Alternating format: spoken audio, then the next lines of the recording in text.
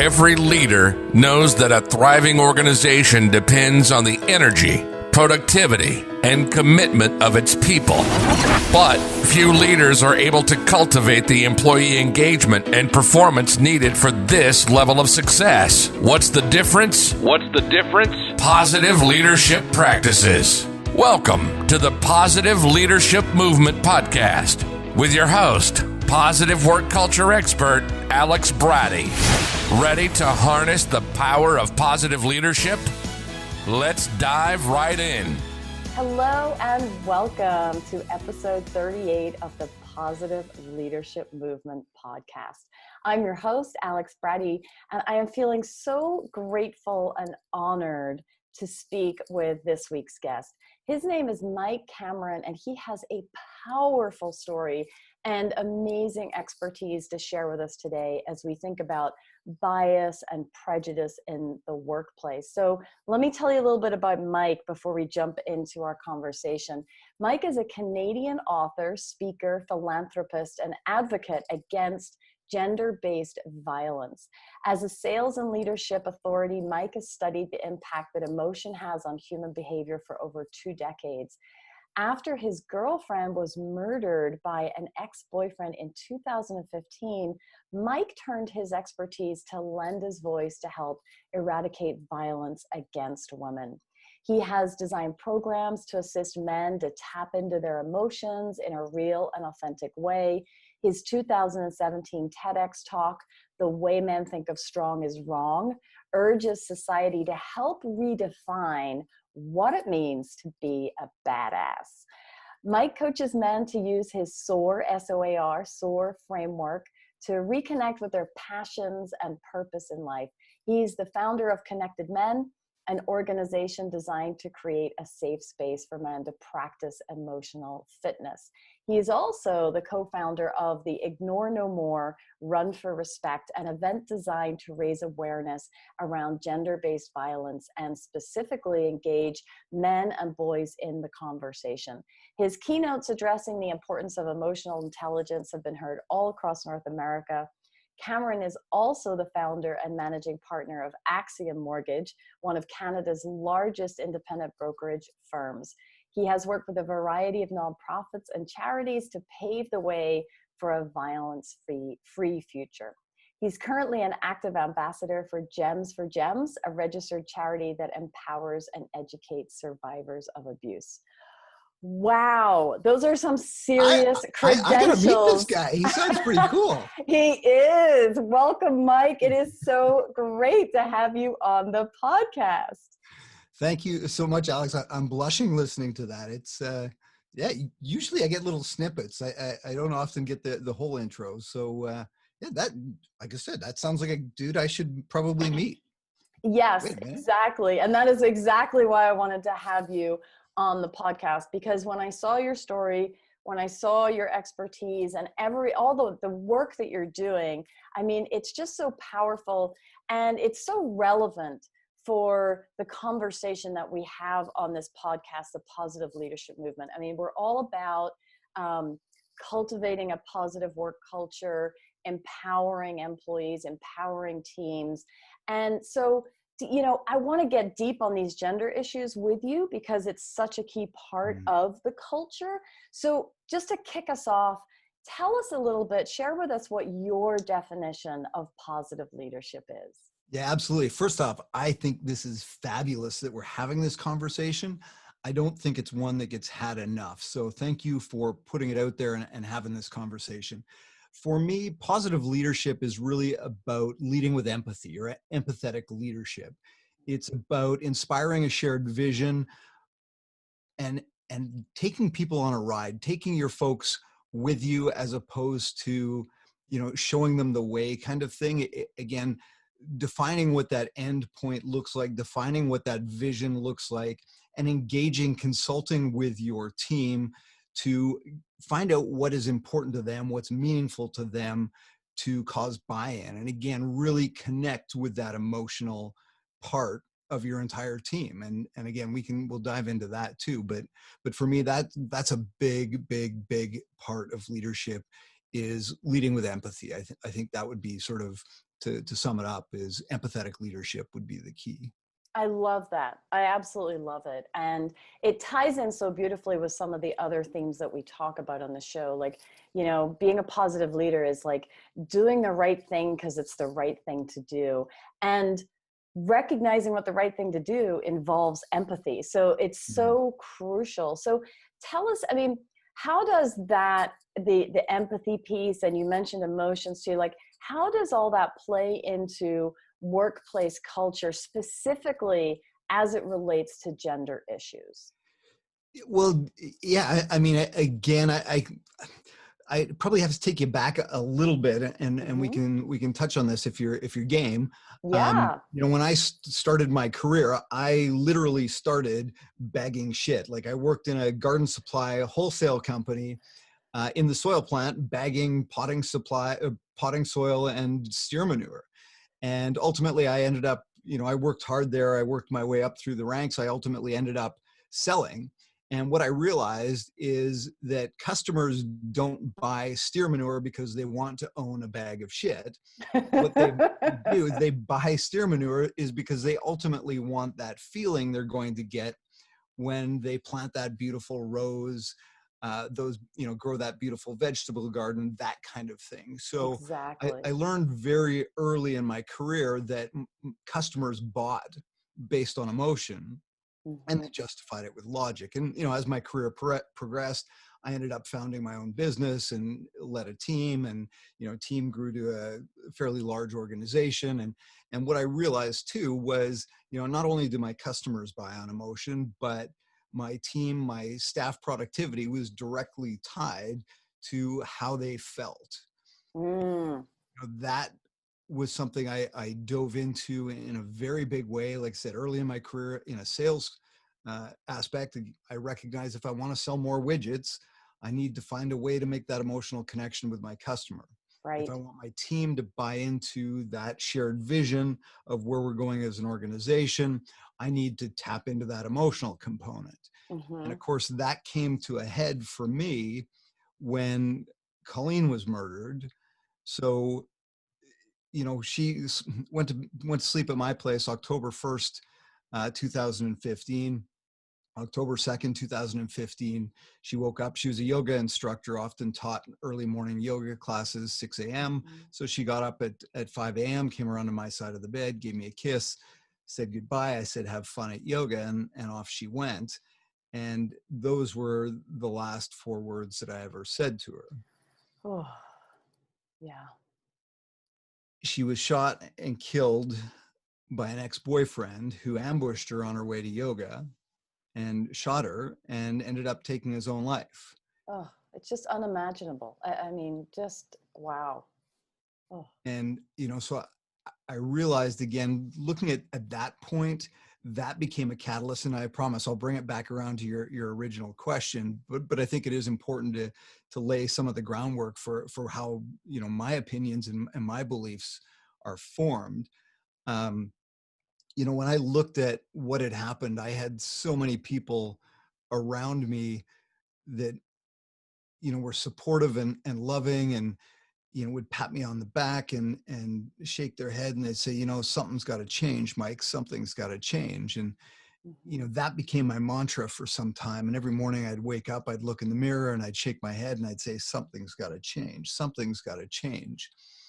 And then one morning I added 3 words that shifted everything for me. I looked in the mirror and I said, something's got to change. Maybe it's you. And I realized that,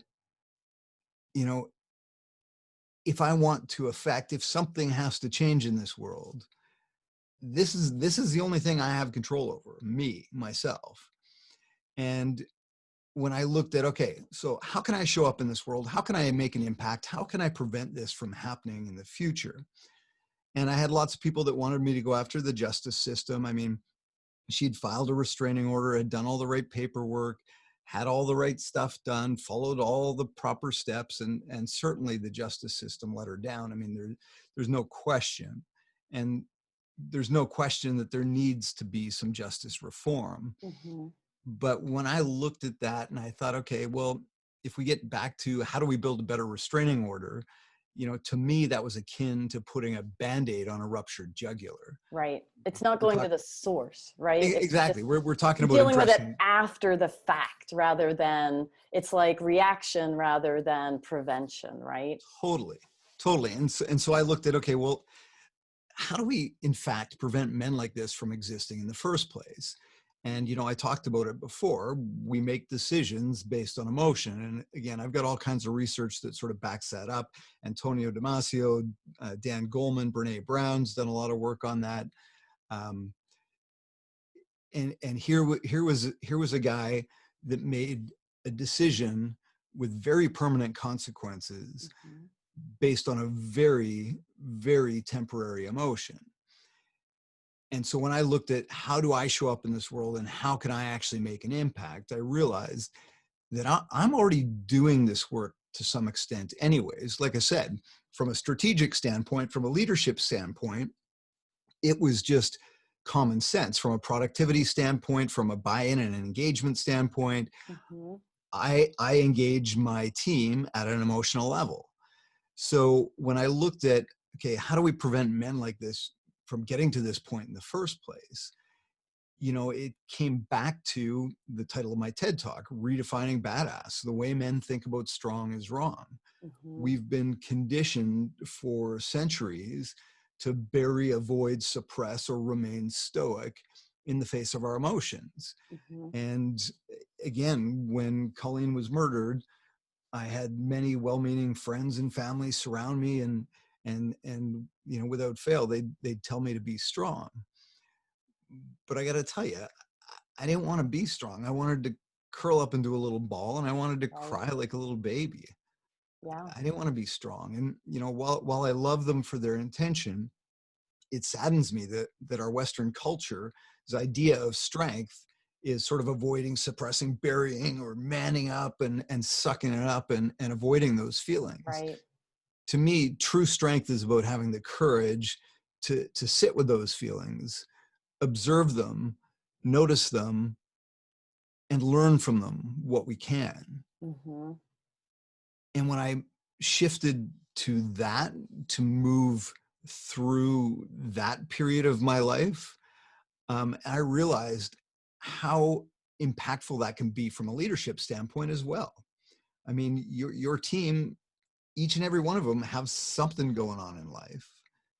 Absolutely. I And mean, people bring, the lines between work and personal, there really aren't lines anymore, right? It's just degrees absolutely. of blurredness. And so if you're working with human beings, and most people are, they're bringing their stuff with them to work. You can't change that. You've got to embrace that. I completely agree with you there.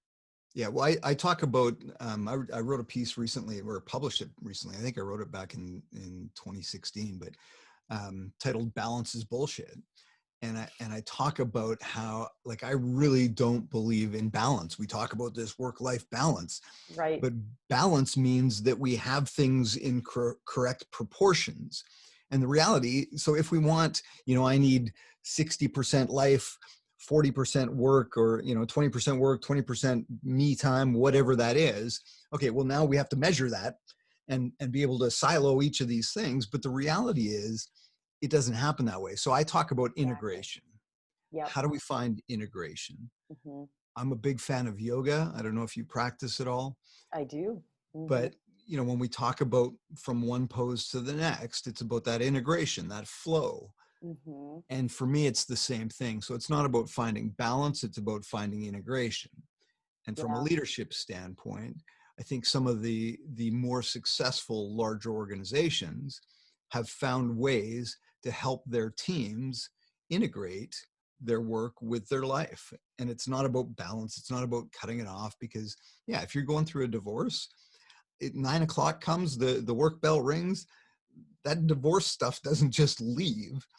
And same thing, if you're dealing with a crappy boss, when you go home to your partner, that crappy boss doesn't just shut off at 5 p.m. That's going to be nagging. So, both on the leadership side and then on the relationship side, if we can recognize that, be able to have those conversations, create those safe spaces, for somebody to show up. And, even to the point where, for me, we had an environment where if one of my team members was going through something, they knew they could come to me and they say, hey, look, I'm going to do my best not to let this impact my work.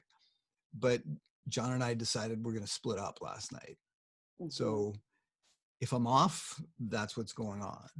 And Yeah. then, now I know as a leader, I understand, okay, so if she's not doing the work that I'm expecting or the level of quality, I at least have some empathy with, okay, I get it. This is a blip on the radar. This isn't this isn't the new normal. This is just a blip. And they've shared with me what that blip is, because I've created that environment, that culture that you talked about. So now coming back around to actually answer your question. I think that's why that's important. And when we do look at this from I resisted the gendered lens for a very long time. Mm-hmm. For a very long time. I wanted to talk about how do we show up as better human beings, period. Forget about this gender divide. But the realities are, and I focus particularly on men because I believe, there's a ton of women's empowerment stuff going on right now, which is fantastic. And I think we need to do what we can to support that. But the flip side of that is there isn't a lot for guys. And no, there really isn't. You're absolutely right. That's why I love what you're doing, because it's just like there's very few people out there doing it. And we have to recognize that, yes, absolutely. White middle-aged dude, upper middle class, living in the burbs. I've got some privilege hanging on me. Mm-hmm. I acknowledge that. Absolutely. That doesn't mean that privilege doesn't come with a price, doesn't come with a burden. And I think that's part of the problem that we see is oftentimes I think men feel like, well, I can't complain. I can't talk about my burdens, the weight that I'm carrying, because I'll get told to shut up. You're a privileged dude and you don't know anything. I'm over generalizing, but essentially, so if we're talking about gender equity and I'm not going to disagree that there's not a gap, because there is a gap. There's no question.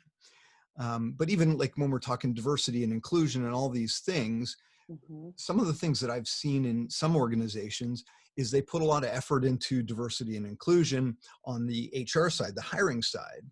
But the problem is, if you don't deal with that on the Mike Cameron side, the privileged white dude side, right, that just clashes. Because if I haven't had an opportunity to learn that this is all okay, and this is, if you just sort of force it down my throat, that becomes problematic or potentially problematic. yeah.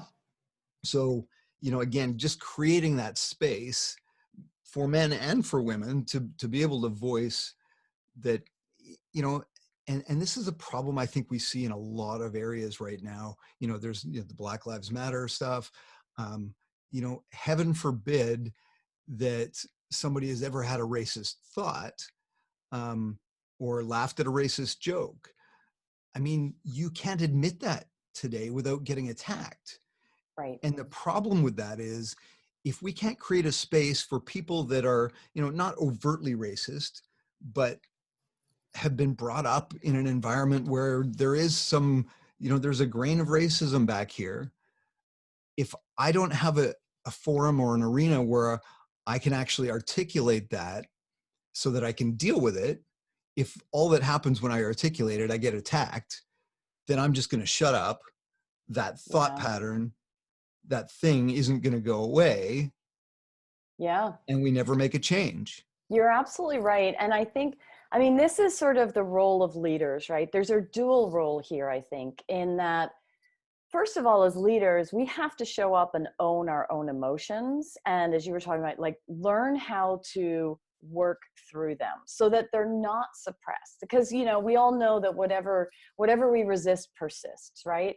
And so whether you're a man or a woman, if you're in a leadership position, you have other human beings that you need to work with, that you need to empower, that you need to encourage and inspire. And if you're struggling yourself and suppressing all of this stuff, it is not going to go well for the whole team. It's not going to go well for you as a leader. It's not going to go well for the team as followers, right?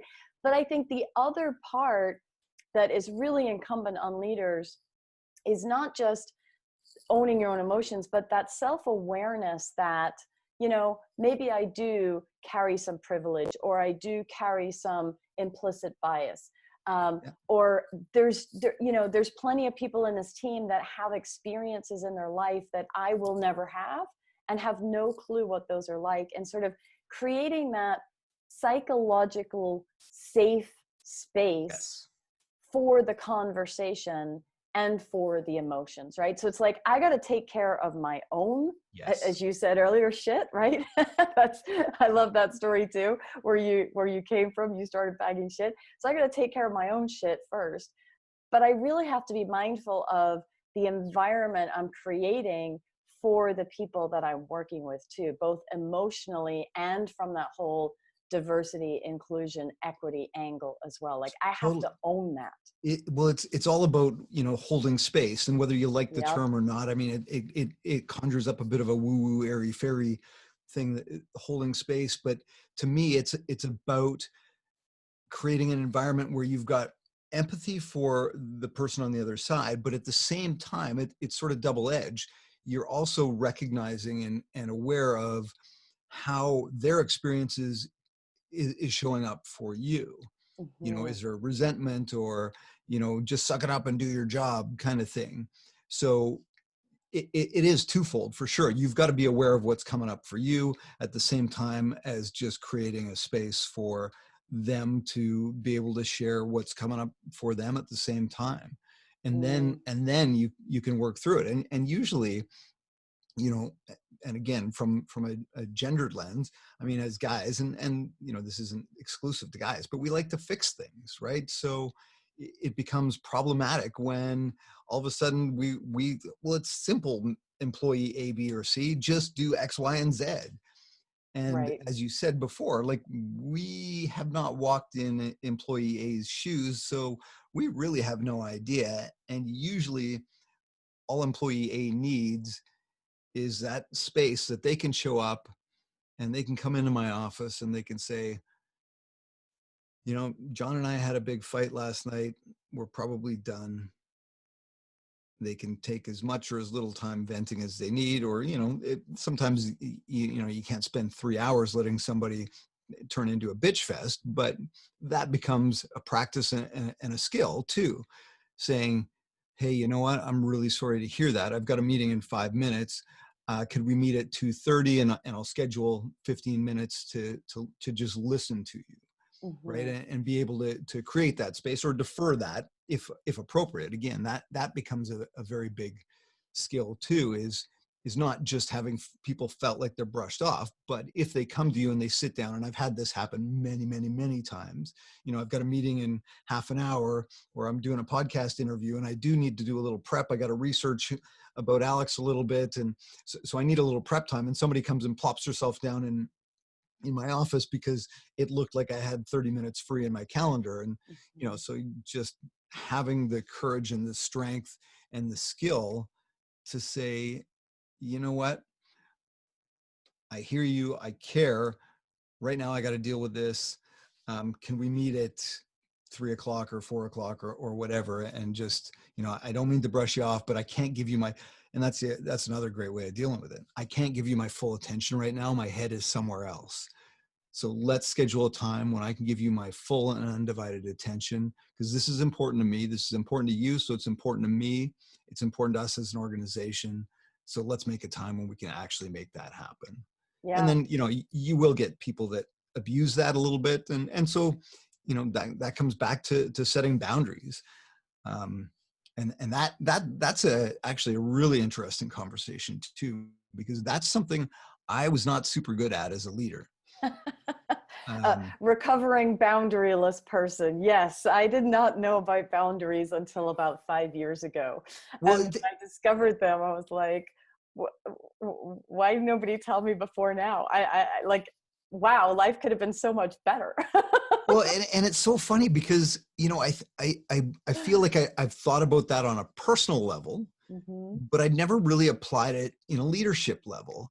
And it's no different, right? You know, you get resentful because your employees you give them an inch and they're taking a mile. It's like, well, you never told them an inch was all that was available. So of course they're taking a mile. Right. So whose fault is that?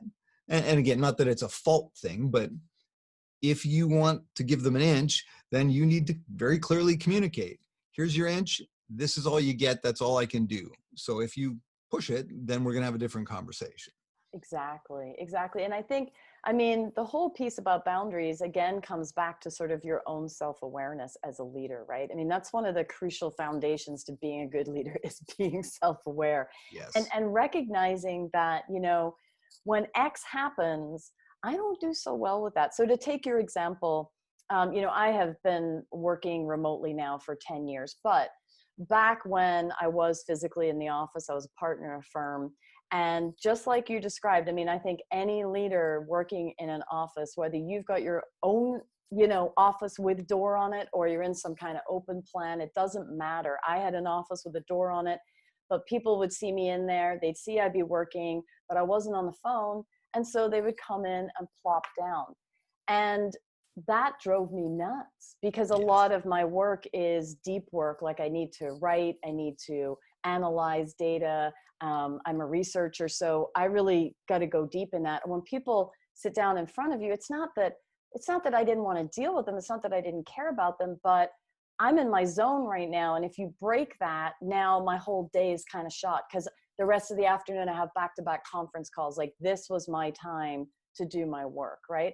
Yeah. But because I didn't set boundaries, I didn't really know how to deal with that, except to deal with the person right there and then. And then they may be okay, but afterwards I was not. And it started to build resentment, right? And then because you're suppressing, sooner or later it comes out in some other format. Maybe you take it out on that person later, you take it out when you go home, but it's all got to come up, right? It's these emotions again. They have to come up and out somehow. Yeah. Well, and that's like that particular thing. I mean, resentment comes when you hold people accountable to expectations you've never set for them. Yes. Right. And that's what turns into resentment. So understanding that is a big piece of it, for sure. And it's been super interesting for me so in your intro, you said I was the managing partner of Axiom. I actually sold Axiom in December. Oh, congratulations. Yeah, congratulations. So I sold Axiom so I could go full time on the road with my speaking, but perfect timing. Full time, Mike. From your home studio. Perfect timing. So, but it's been interesting for me because, you know, I have had time now in the last 6 months to really sit down, reflect on, write out the stories, sort of my leadership experience. You know, not that I didn't do it in the moment, for sure, because I've been doing this speaking for, I don't know, in some form, probably 20 years. But as I dive deeper and do, you know, get more and more call for these types of conversations, I really have reflected very deeply. And I always learn something about myself when we have these conversations, because inevitably you'll bring something up and I'm like, oh yeah, you know what? Here's this experience here, and I hadn't really thought of it there. And yeah, it's fascinating. I mean, we're always learning. We always have things we can do better. And, you know, that's what I talk about in my book. I talk about ditching the word try. And I do that in my keynotes too. I often will wrap up with, all right, folks, I don't want you to try anything that I've talked about here. And then I'll pause and there's that kind of puzzled, huh? And say, instead, I want you to practice everything I've talked about. Yeah. Because when we shift our mindset from try to practice, it just gives us permission to do so many more things. So the reason I stopped trying, and I wrote a piece called 6 Reasons to Stop Trying. You know, when you try, it's this pass-fail mentality. I tried that once, didn't work, I'm done. I tried having a podcast conversation via Zoom. It was terrible. I'm done. Right. Well, when you shift it to practice, you remove that failure component and you know, well, I practiced Zoom. The first time I did it, it was terrible. We had all these glitches. The camera was crappy. It was pointing up my nostrils and, Right. but the second time I did it, I was able to adjust that. And then the third time I realized that, the audio wasn't quite right. And so when I shift from trying to practice, it just gives me Yeah. permission to show up again. Absolutely. I love it. You're putting a new spin on Yoda, right? There is no try, there's only do. There is no Yes. try, there's only practice. That's what Yes. Mike Cameron says. And absolutely, because, I will tell, this is my own personal thing. Some people may do this too, but when I hear someone tell me that they're going to try something, I immediately think they're not. Try to me means they're not going to. Yes. You're either going to do it, whether you practice it or just do it, or you're not. Like, I mean, it really is true. There is no try, really. It's like you do or you practice. So tell us a little bit about the work that you do around emotions, whether it's with guys or, I don't know if you exclusively work with guys or you do mixed gender too, but tell us a little bit, like, give our audience something to work with if they're leaders that maybe some of this is resonating where it's like, yeah, like, I'm not sure I have those boundaries, or I have those emotions that are suppressed, or I try to leave my personal life at the door and guess what? My personal life is a mess and then it's impacting what I'm doing. Like, give us a few tips around that. Yeah. I mean, I think there's no question that, like we said earlier, I mean, personal life is going to show up, and depending on the circumstance, my sort of surrounding team was a smaller team. And when I went through my divorce, most of them knew what was going on. And I just had that conversation with them, said, hey, this is, they didn't need to know the dirty details, but I'm having a bad divorce day today. I would say sometimes, if something would go sideways, I would just say, hey guys, I'm having a bad divorce day today. So if I'm off, that's it. Right. And so setting those expectations, I think setting expectations is huge. And doing the personal work. We tend to think of leadership as this big, broad thing that we do to other people. But as you alluded to earlier, it really starts with self. So I use the acronym SOAR, and it's what guides almost everything I do. And it's been interesting because when I first sort of started with that, it was in relation to working one-on-one with men and helping them reconnect. But I've found that the application works equally well everywhere. So SOAR, SOAR, slow down. Take the breath, right? Practice that pause. Practice the pause. Yeah. Breathing is everything. Well, you know that because you practice yoga. Breathing is your friend, especially the deep belly breath, which will really help you pause. Absolutely. So just being able to slow down, take that pause, and then O is open up. And for me, that's twofold. One, open up to what's coming up for me. And again, it's that not burying, avoiding, suppressing. And when we can just sit there and let whatever's coming up, let it bubble to the surface, open up to that. The second piece of that is to share.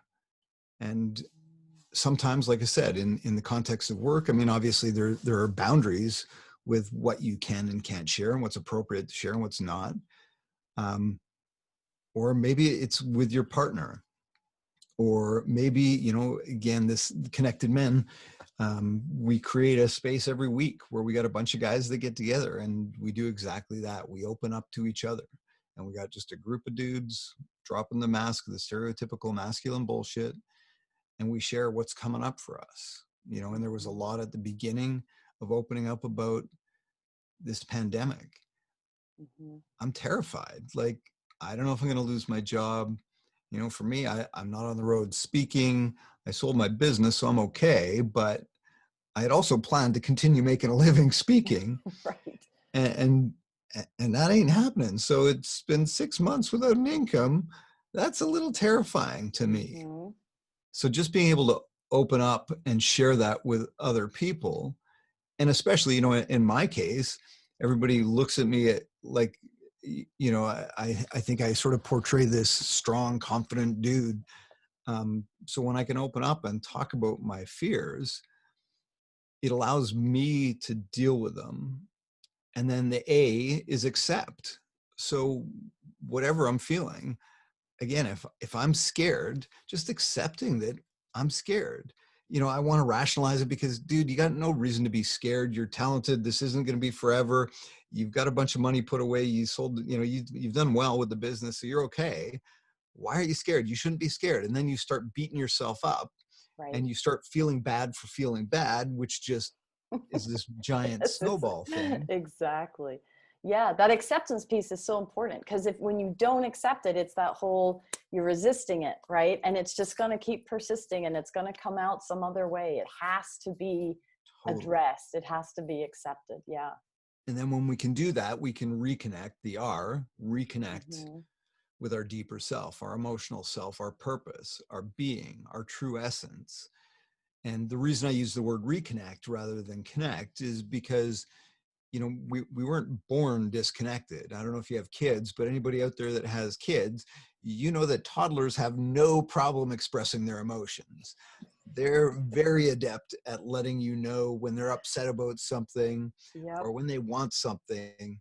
They're pretty adept at expressing their emotion. But somewhere along the way, we've had that stripped out of us somehow. So when we slow down and we open up and we can accept what's there, then we can reconnect with ourselves. And only then can we really start showing up for others. I love that. And that's so important. Like and for me, for sure, in my 20s and 30s, I was go, do. And I never took the time to slow down. Me too. Same story. I think for so many people. And, and then you end up missing so much. And it's one of the reasons I talk about it in the book as well, why I stopped setting goals. Because with goals, we become so hyper-focused on the result that, for me, I often didn't enjoy the process. So I've substituted a different framework. So I set values, intentions, and milestones. And values have to be, you talked about positive leadership. I think for me, one of the most positive traits of leadership is values-based leadership. And using that as your true north, your compass. I think there's a lot of talk about it these days. I don't know that there's a lot of living it these days. So again, for me personally, I don't set goals. I set values, I set intentions, and I set milestones. And when I set values, it's not just about rattling off a list of words. It's about finding what those things are, what those values really are. And we've done this in our men's group. I've done this in workshops. We'll write a list of brainstorm. Here, what are all the 100 values, 20 values, 50 values that you think you want to embody? Choose your top 3. And then it's a friend of mine, Drew Dudley, who has a great TED Talk called The Lollipop Moment. He talks about operationalizing leadership values. So he talks about taking those 3 values, defining them in a way that a 6th grader or somebody whose English is a second language could understand. So it's easy to rattle off honesty, integrity, compassion, empathy. Those are my top 4 values. Okay, well, what do those mean? Right. Like, what do those mean to you? Explain to me, what does it look like when you show up with empathy? What does it look like when you show up with honesty? What does that actually mean? And find a way to define that without looking it up in the dictionary that a 5th grader could understand. And then once you've done that, you've chosen your values, you've defined your values. And what Drew suggests is coming up with a list of questions that you can ask yourself each and every day that will let you know if you're actually living those values. So for him, he talks about the value of impact. So one of the questions he asks himself every day is, what have I done to recognize somebody else's leadership today? And that's how he can show up with impact every single Mm-hmm. day. Mm-hmm. So once you've set those values, and like I said, the next piece for me, the next part of the framework is intentions. And that's much more about who I want to be versus what I want to accomplish. Mm-hmm. And that to me is so, so important. And forever, I focused on the having. What do I want to have? What do I want to Right. accomplish? Right. As opposed to who do I want to be? And the reality is, they can take away what you have, but they can never take away who you are. So Right. focus on becoming more, not having more. Yeah. And, for me, that's things like, my intent is to be kind. How can I show up with kindness today? My intention is to help as many people as possible. And last year I actually kept a list of people I helped. So, I feel like I'm helping you with your podcast today. So you would have made the list. And it doesn't have to be anything big or spectacular, because most Right. life-changing moments aren't big, spectacular moments like your girlfriend getting murdered. I mean, that's not the life-changing moments for most of us. It's the little things. And if we're not intentional about those, then maybe they happen by accident, but maybe they don't. Right. And I would much rather set that intention. And then milestones are much more akin to traditional goals. They're my signposts along the way, the little things that I want to hit. So I set milestones, but the reality is, if I don't hit those milestones, who gives a shit? I've got my values, I've got my intentions, and I'm enjoying the process. Right.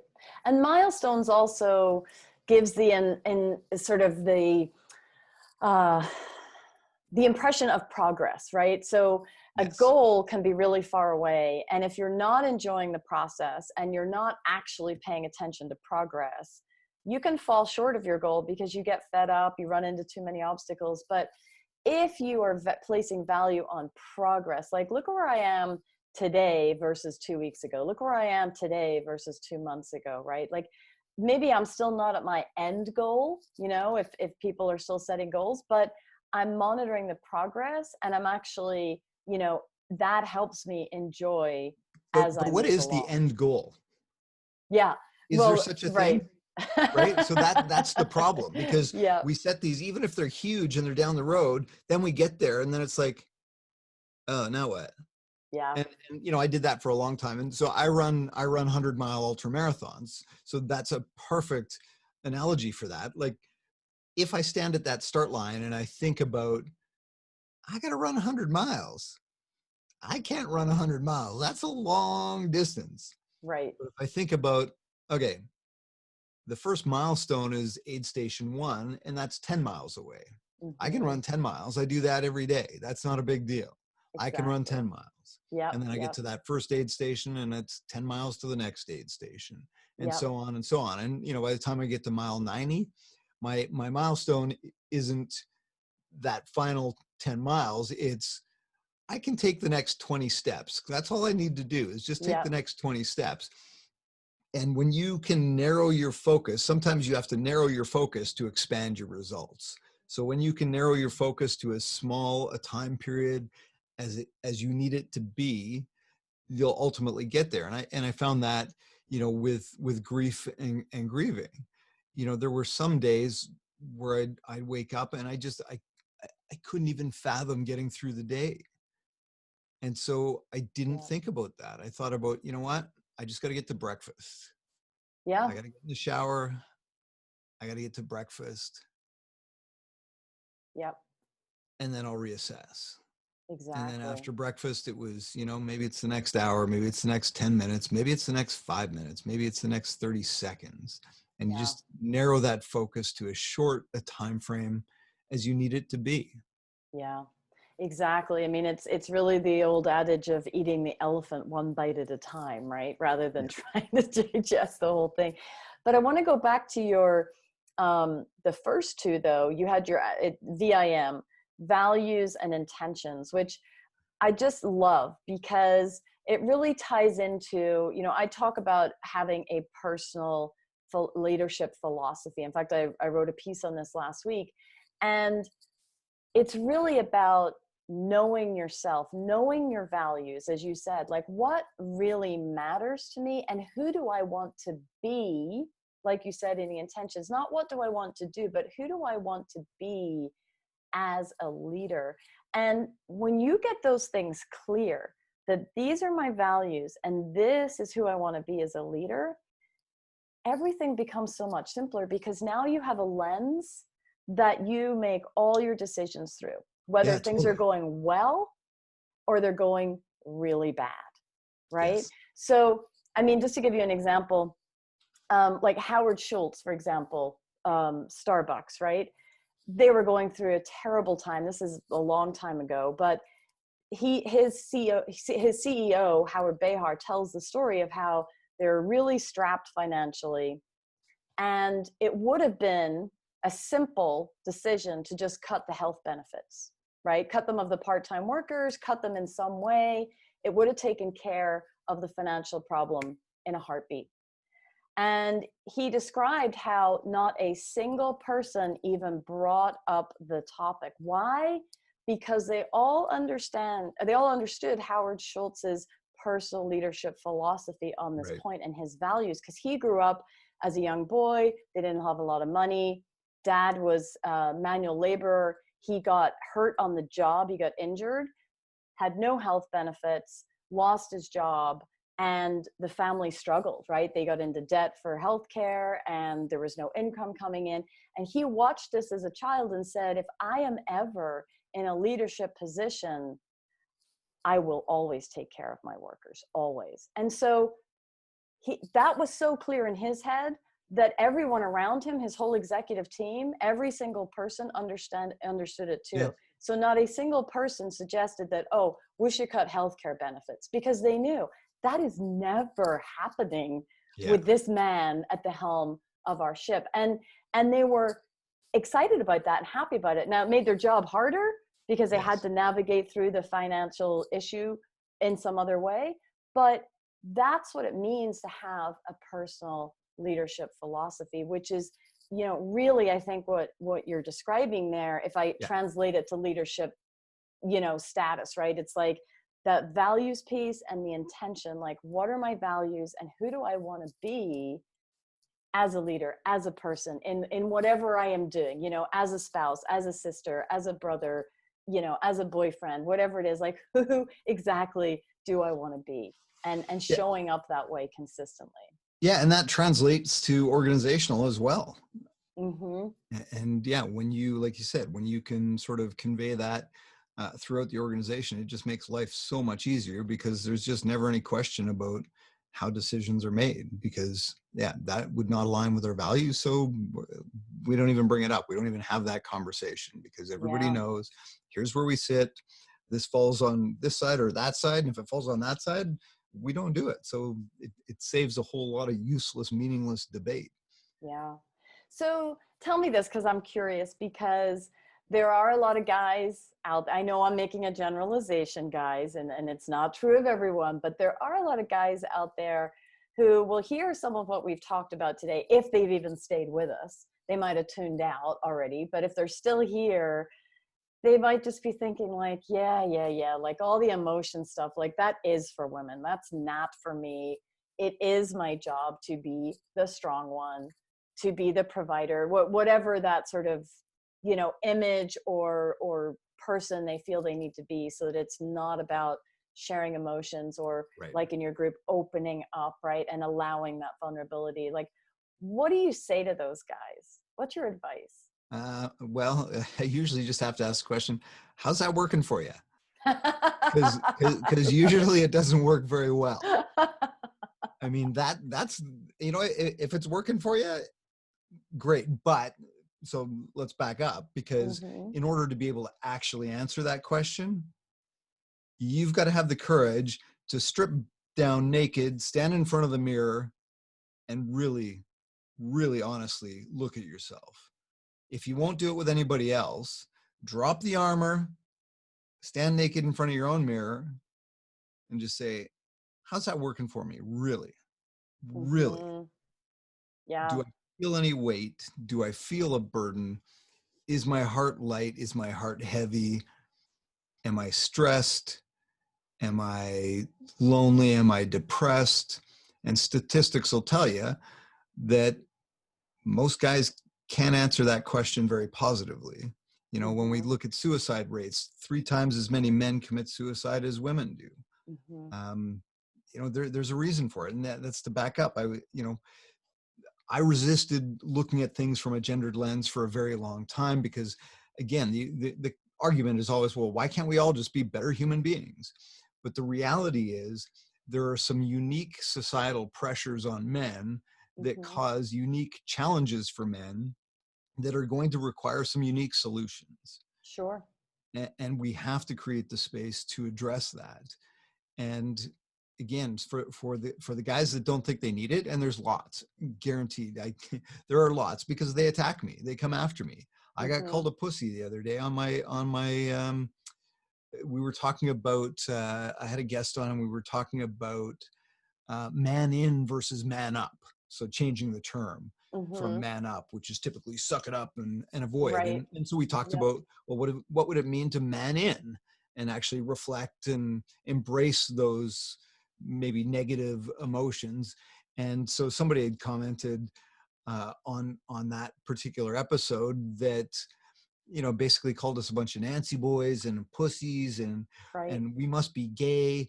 Like it was ridiculous. Oh, and he also talked about, I don't know where he got this, but he talked about, you know, if we all end up with participation ribbons, you know, that's terrible. And I just thought, where did you get this? Like, I think there's a lot of individuals that will just grab the smallest thread of this conversation and wrap it into this other story about competition is bad, everybody's a winner. And Right. like, I mean, I competed at the highest level in business. I did very well.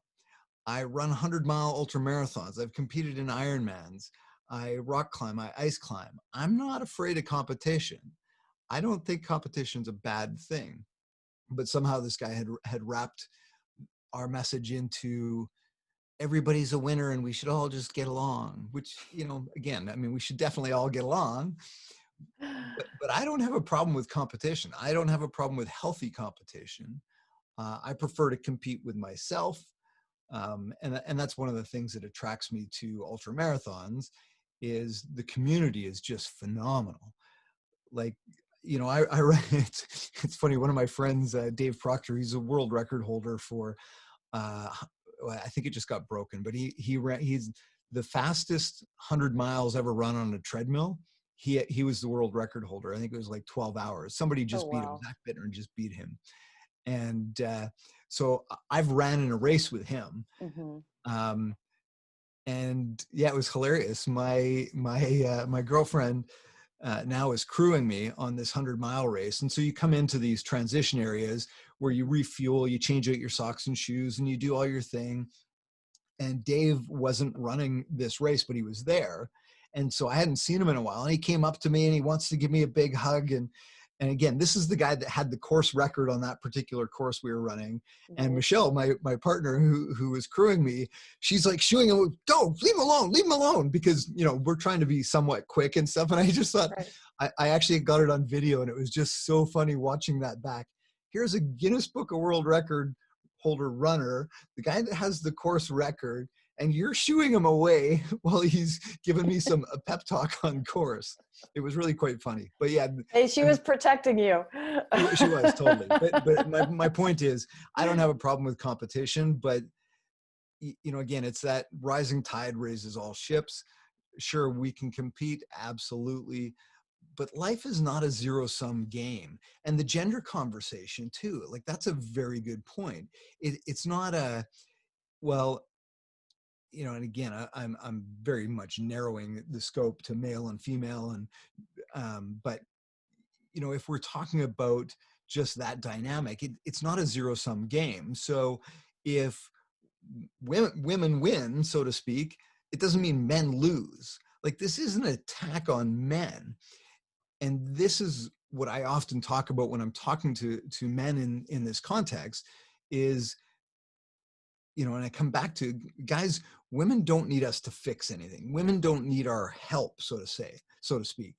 What they need is they need us for us to deal with our own shit, because most of the inequity, most of the problems come from this deep-seated insecurity. Mm-hmm. And if I was just allowed to express, feel, and deal with that insecurity, and again, there'll be lots of guys that beat their chest and say, oh, that's bullshit, I'm not afraid of nothing. But really, it is, because again, if women are elevated up here, it doesn't mean that men go down. No. It's not a zero-sum game. And Right. so the problem I see that we've had is, women have had a very long time to wrap their heads around this, because they're on the non-privileged side of the equation, so to speak.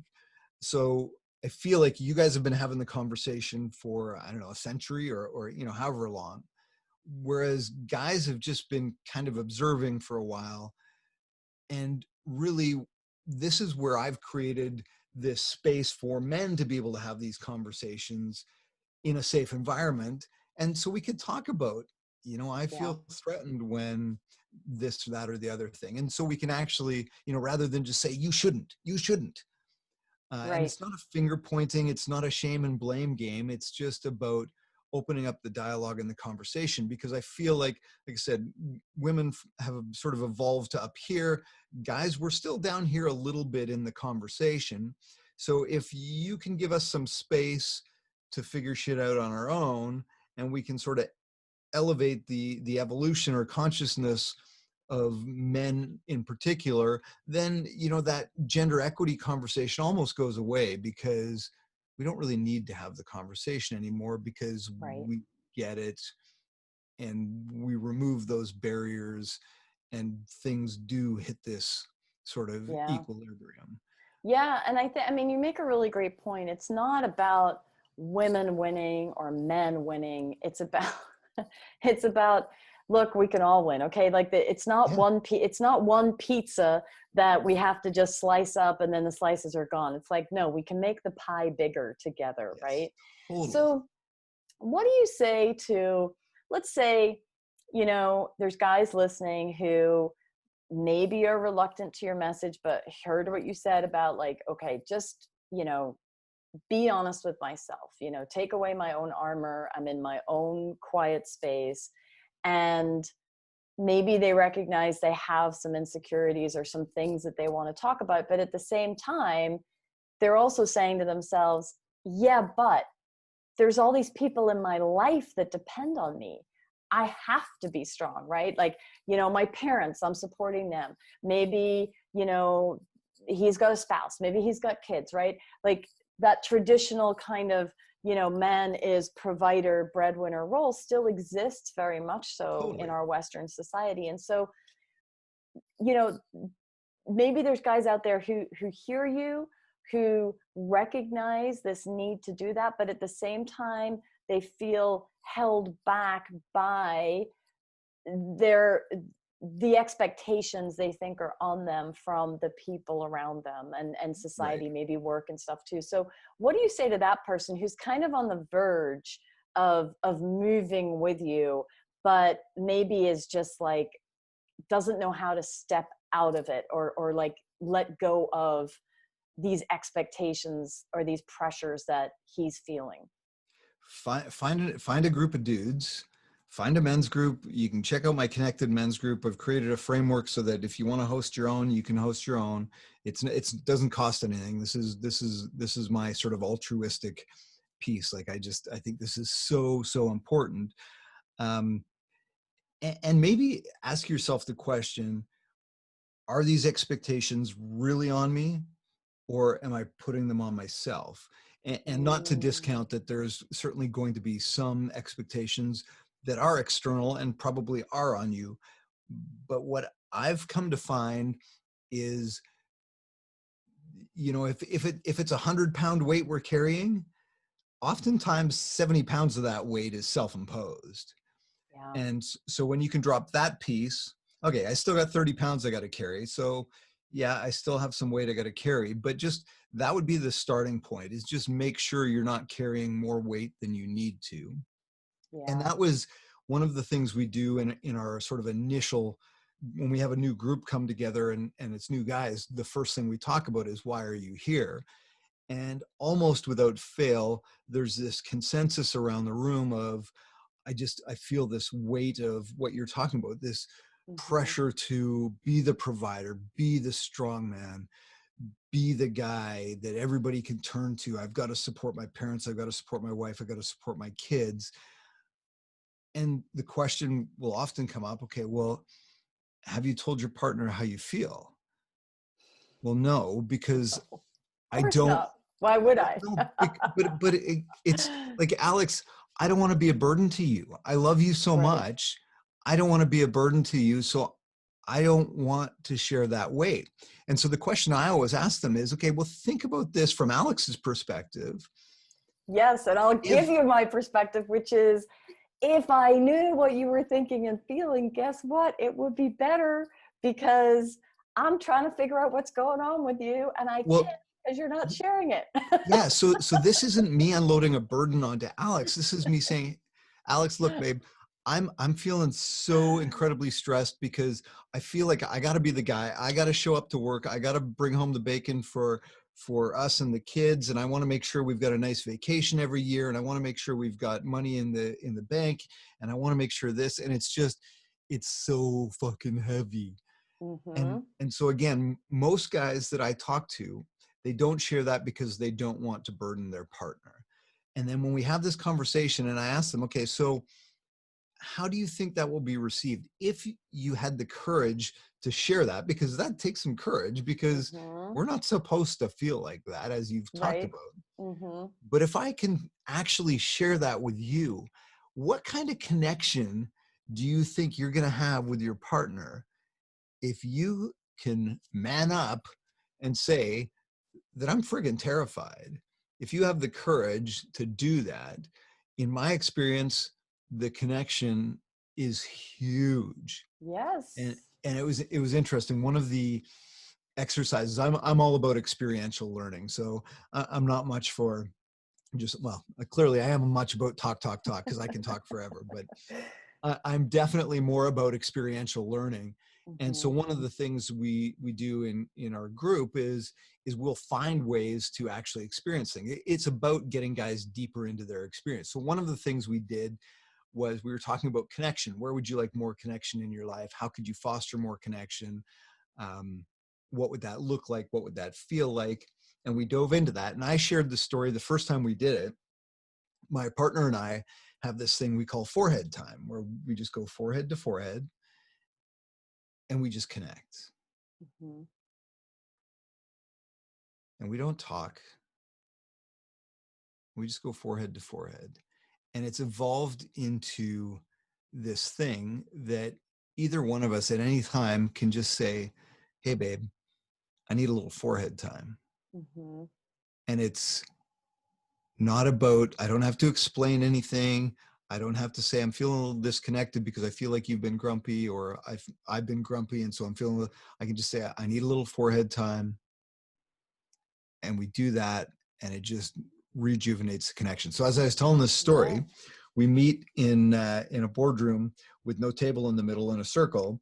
I rolled my chair across the floor and I went forehead to forehead with the dude in front of me. And I had us pair up, and we did forehead time, man to man, for 2 minutes. Mm-hmm. And then we unpacked that. And what did that feel like? That was fucking awkward. Yes. But At the beginning.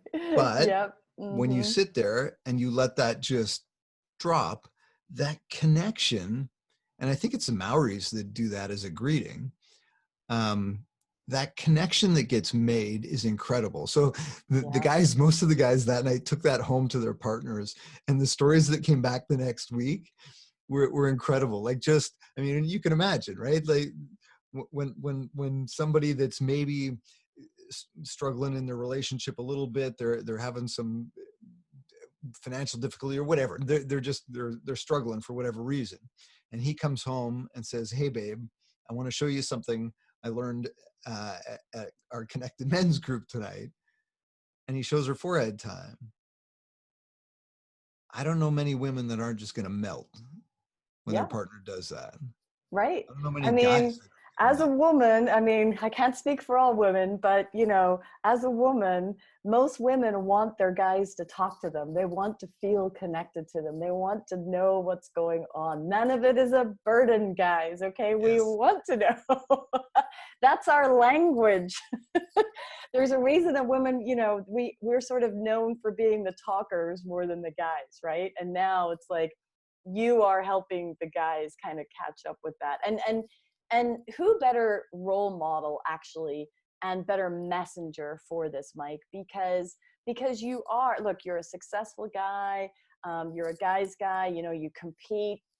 You're out there doing this tough stuff, the ultra marathons, and yet you're able to have this whole conversation and these experiences around processing emotions. I mean, it's phenomenal. So tell us if our listeners want to get more from you, how can they get in touch with you? I know you briefly mentioned your group and a book that you have, but like, share it with us. Where can people connect with you? Where can they get more of you? Yeah, you bet. Well, I appreciate what you just said. My goal is to become known as the empathetic influencer. That would be my goal.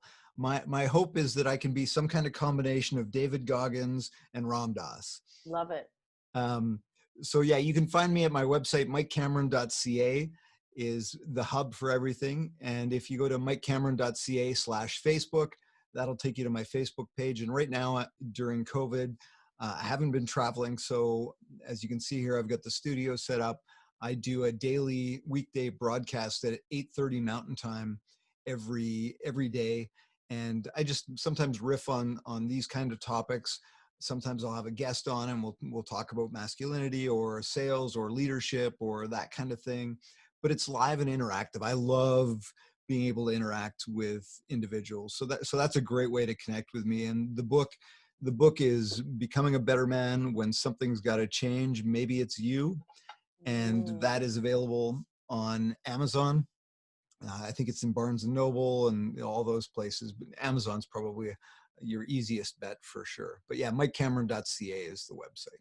I love it. I love it. Thank you so much for coming on today. I mean, you shared wonderful stories, but you also provided real action items too. I mean, your SOAR process, right? To slow down, open up, accept, and reconnect. I mean, so simple, yet so powerful. You know, you reminded us of the old adage, if, you know, be the change you want to see in this life, right? Like, it starts with you as a leader, as a person, as whoever you are in your life, whatever roles you are, it starts with you. And then I also loved your other process that you shared about setting the values, knowing those, like, know thyself, understand thyself, and the intentions, what kind of person, what kind of leader do I want to be? And then monitoring those milestones, right? So maybe it's not that you're setting these massive goals that are, you know, way out there, or it doesn't really matter, but have the milestones and monitor that progress and enjoy the journey while you're on it. So I just love everything that you've shared. It's been such an amazing time with you. And I know our listeners are going to get so much value and wisdom from everything that you shared today. So thank you so much for being on the show today. My pleasure. That was a lot of fun. I really enjoyed that. Awesome. Well, that is I can't speak at the end of all that. I'm still thinking and processing everything that Mike has shared, but I want to close here. I want to thank you all for joining us for this episode. If you have positive leadership stories to share, or you have questions about this week's topic, write to me at questions@positiveleadershipmovement.com. I always love to hear you, and definitely go check out MikeCameron.ca. Check out all of his great, amazing things that he is doing. All right, that's it from us this week. As always, I want to thank you for being part of the positive leadership movement and inspiring me to do what I do every single day. Make sure you subscribe to the show. If you like this episode, please rate and review. If you want to get more from Alex, check out Happiness at Work, where she provides leaders with a proven path to cultivate a positive work culture that increases performance, productivity, and profitability. Go to happinessatworknow.com. Join us next week and harness the power of positive leadership for your organization.